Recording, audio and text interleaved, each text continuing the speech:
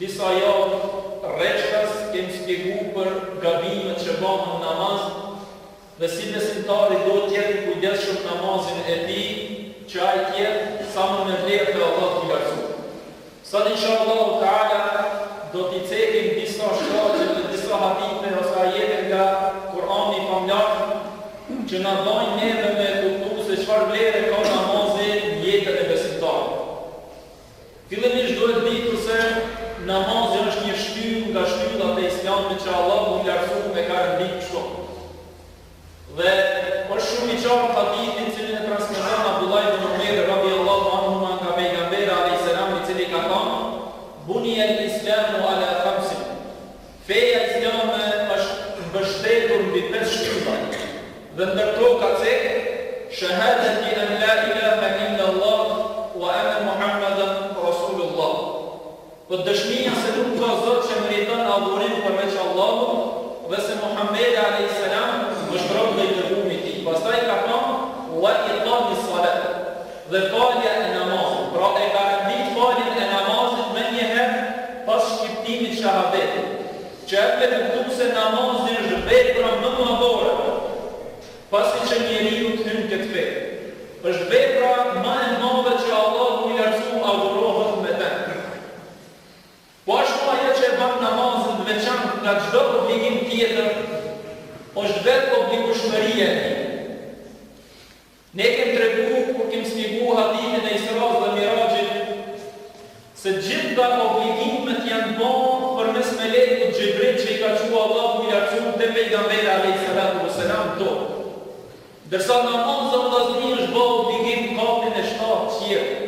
Direkt nga Allahu i mamnun duke i folë pejgamberit tonë Muhammedit alayhis salam.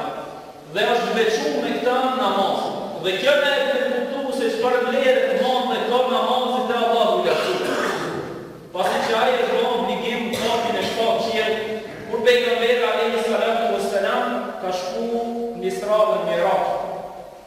Po ashtu për gjëra të tjera që na e kuptuar për vlerën e namazit është përsëritja e tij 5 herë në ditë. Përsëritja 5 herë në ditë që besimtari vazhdimisht jetë në përkujtim të Zotit tina. Vazhdimisht të përkujtoj ata dhe t'i përullet atij dhe t'i bën sejdë atij. Po ashtu është treguar te pejgamberi alayhis salam se namazi ka qenë qetësia dhe kënaqësia e tij shpirtërore. Ka thënë pejgamberi alayhis salam: "Ju'ila qurratu 'ayni fi s-salat." Do të më është bërë mua kënaqësi e shpirtit tem namaz. Dhe pejgamberi alayhis salam kur ka mirë namazin e tij, ka qenë më i lumtur se në çdo moment jetës tina tjetër. Pra e ka pasur qetësi shpirtërore dhe kënaqësi shpirtërore namazit. Për këtë gjendje pejgamberi alayhis salam kur ka filluar me fal namaz, ka ndodhur të nxjerrë në mëngjesit duke u falë. Atë gjatë ka falë namazin. Edhe namazet nafile mos flasin për fazë, cilat nuk kanë qenë obligim. Sa që transmetohet në disa hadithe se i kanë ardhur kom pejgamberit alayhis salam, atë gjatë që kanë nejtë kom namazin e tina. Sa që njëherë të herë ju kanë drejtu sahabit dhe i kanë thonë: "Oj dërguari i Zotit, po pse po e mundon vetën ka shumë namaz? Kur ti je prej atyre që Allahu t'i ka thënë gjuna, edhe shkumet edhe të ardhmet. Po ta mos jetë në rob falendërues ndaj Zotit tem." Dhe për këtë vazhdimisht ka nejtë namaz pejgamberi alayhis salam. Po ashtu është transmetuar se Bilal radhiyallahu anhu jo rreth ka thënë pejgamberi alayhis salam: "Ya Bilal arina bis-salat." I ka thënë: "O Bilal, do të bane kametin në mënyrë që të kënaqesh me qetësonin me namaz." Ka se kjo ka qenë kënaqësia e shpirtit pejgamberit alayhis salam. Po ashtu Allahu i lartësuar na ka treguar që të kërkojmë prej Allahut do të mëshirë përmes namazit dhe durimit. Siç ka thënë Allahu në Kur'an: "Wasta'inu bis-sabri was-salat." Pra kërkoni ndihmën dhe mëshirën e Allahut të lartësuar me namaz dhe sabër. Do të thotë duke bën burim faljen e namazit. Wa innaha lakabiratun illa 'ala al-khashi'in. Dhe ka thonë kjo pa dyshim se është gjë e rëndë e vepruar. Nuk është lehtë të fal 5 herë në ditë me modeshton jetën. Mirë po jo ka thonë edhe për ata që janë devotshëm. Për ata që kanë frikë Zotit, dhe ata që dinë se kanë me dalë para Zotit, për ata nuk është vështirë 5 herë në ditë me falë. Përkundra se një nëksi e pret kohën e namazit me atë dhe nuk i përkull Allah nuk lartësu në namazit. Po ashtu është transmetuar nga Hudhejfi radiallahu anhu se namazit largon frikën nga njeri. Ka se kur të njerit namaz, besimtari i namaz, harron çdo punë e cila ka të bëjë me dynjan e tij dhe përqendrohet tek krijuesi. Çfarë ka thënë Hudhejfi radiallahu ta'ala anhu, një sahabi i nderuar?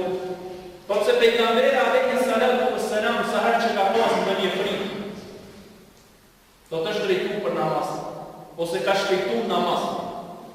Sa herë që ka pasur një punë shumë të rëndësishme, e ka shpejtuar namaz. Dhe kjo është vërejtë qartë në luftën e Bedrit. Me një transmetim që thotë Ali radiallahu anhu, thotë ku ka qenë nata e luftës Bedrit, do të gjithë kina pushu, kina thia. Thotë përveç pejgamberit alayhi salatu wassalam, i cili është parë dhe është lutë deri mëngjes. Kështu ka qenë pejgamberi alayhi salam në namaz. Do të gjithë kina pushuna, dhe gjithë na kanë dhënë gjumë. Thotë përveç pejgamberit alayhi salam, pra i cili është parë deri mëngjes, dhe ju ka lutë Zotit deri mëngjes. Dhe gjithë e dimë se çfarë gjendje kanë qenë besimtarë në luftën e Bedrit. Ka qenë një pakit shumë e vogël kundra një armiku që ka qenë shumë i madh. Po ashtu e gjejmë se Allahu i lartësuar ka bërë legjitim namazin me rastin e zënjes hamës në digën. Do të kur është zënë hama dhe kur është zënë digën, pejgamberi alayhis salam ka falë namaz. Nga frika se mos një është në ndenim për Zotit madhënon, po është drejtuar për namaz dhe ka lutë Zotin, që thënë fatkeqësisht të dy qytetet tek ne janë vdekura. Sot nxirret hama tek ne, nxirret digën tek ne, askush nuk e ka idenë se do të bën namaz në këtë rast. Qase është nga suneti i pejgamberit alayhi salatu wassalam. Po ashtu është transmetuar se namazi e largon njeriu nga veprat e liga. Dhe fillimisht Allahu e ka thënë Kur'an ku ka thonë inna as-salata tanha 'anil fahsha'i wal munkar. Ka thonë s'ka dyshim se namazi i largon njerëzit nga punët e liga dhe punët e këqija. Po ashtu është transmetuar pejgamberi alayhi salatu wassalam hadithin e Buhariut radhiyallahu anhu, i cili thotë se një ditë erdhi një njeri te pejgamberi alayhi salatu wassalam dhe i tha: "O dërguar i Zotit, çfarë ka mendja për një person i cili falet tot natën, mirë po të mëngjes bën majni, jetë, Allah i lartë." Pastaj pejgamberi alayhi salam i thotë: "Mos ke frikë, mos ke do të frikë, mos ke dyshim. Se ky namaz për cilin ti po fol, ka me larguar ata nga vepra që te përmend. Pra nëse me të vërtetë është i sinqert namazin e tij, atëherë kjo po me largu nga mënimi. Dhe s'ka dyshim se namazi i sinqert, edhe ashtu siç kërkohet në umon, largon prej punëve të këqija dhe atyne të cilat nuk i dën Allahu i lartësuar. Po ashtu ka treguar pejgamberi alayhi salatu wassalam se falja e rregullt e namazit është pastrim nga gjunahet për besimtarë. Dhe kjo është cekë në shumë hadithe të pejgamberit alayhis salam, ne do të mjaftohemi me disa prej tyre inshallah. Ka thonë pejgamberi alayhis salatu wassalam, vërtet çdo namaz i shlyp mëkatet që janë para namazit, që janë bën do të para këtij namazit. Po ashtu është transmetuar nga Uthmani radhiyallahu ta'ala anhu, i cili ka thonë: "Nuk ka rob musliman që prezanton namaz e parë, pra në xhami. Dhe para praktikisht të ka marrë abdes ashtu që shkërkohet. Është përpull namazin e tij ashtu që shkërkohet. Ka bën të përpull namazin e tij ashtu si shkërkohet. Pra e ka bën namazin mbas asaj që na ka thënë pejgamberi alayhis salam. Pastaj thotë, vetëm se do të jetë ky namaz pastrim nga mëkatet që ka bërë më herë. Pra nëse namazi bëhet ashtu si kemi mësuar nga pejgamberi alayhis salatu wassalam, është pastrim për gjunahet tona, mirë po është me kush që në u largu nga gjunahët e mbaja, ka se gjunahët e mbaja do pa tjetër në u pendu prej tyre. Po është transmetu pe Abdullah ibn Omerit radiallahu anhu, djalit Omerit radiallahu anhu, halifës besimtarëve, i cili ka thënë, kur njeriu hyn namazin e tij, vijnë gjithë mëkatet e tij dhe i ngarkohen mbi supe dhe në kokën e tij. Dhe sot, sa herë që bën ruku dhe sejdë, ato namazet do të pikin prej tina, do të largohen, fshihen prej tina me lejen e Allahut të Lartësuar. Përveç kësaj që namazi ka vlerë madhe në këtë botë, namazi ka vlerë madhe dhe në botën tjetër. Dhe pikërisht namazi është ai i cili do të bën robin me qenë i shpëtuar ose i dështuar në botën tjetër.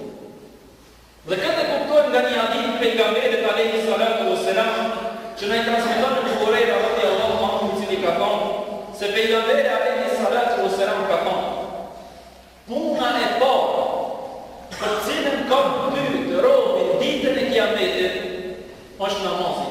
Puna e parë. Do të nëse ai ka qenë në rregull, atëherë ka me qenë i shpëtuar.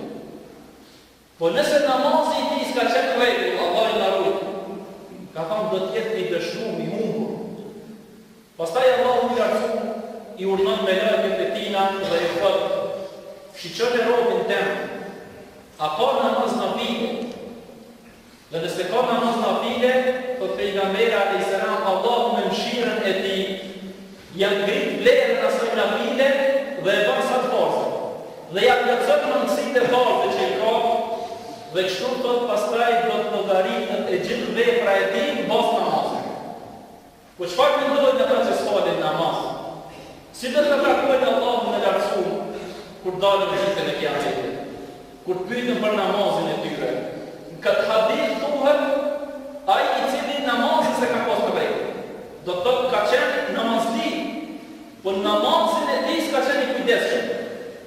Po çfarë do të përgjigjet ai i cili kur kryet e tij se ka mundësi të Allahut? Këto janë disa vlera të namazit që ne kanë mësuar pejgamberi alayhi salatu wassalam. Për këtë arsye besimtari do të me pas namazin pikën ose synimin kryesor në botën e tij, jetën e tij.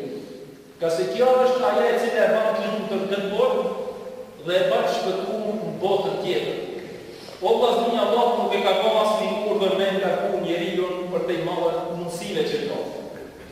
Ai i cili ka krijuar e ka ditë se ky namaz nuk të pengon ty në jetën e kësaj bote. Desh njëre mësues, desh jetë, desh profesor doktor, desh shkarkush.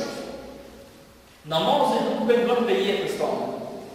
Gjithë të vlera ti që i treguar, mos i lënë më të shumë kot.